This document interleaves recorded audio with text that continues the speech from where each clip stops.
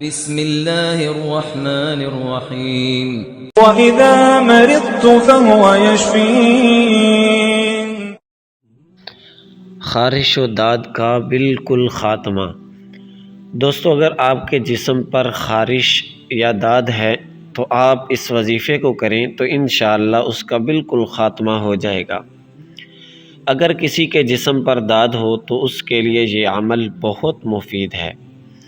ایک موٹا کالا دھاگا لیں اور یہ آیت باوضو پڑھ کر ایک گرہ لگائے اور اس گرہ پر پھونک مارے۔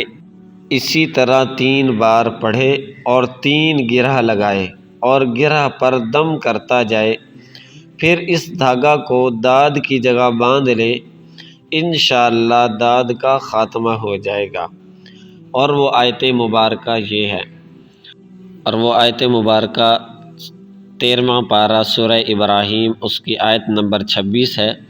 وَمَثَلُ كَلِمَةٍ خَبِيثَةٍ كَشَجَرَةٍ خَبِيثَةٍ اجْتُثَّتْ مِنْ فَوْقِ الْأَرْضِ مَا لَهَا مِنْ قَرَارٍ۔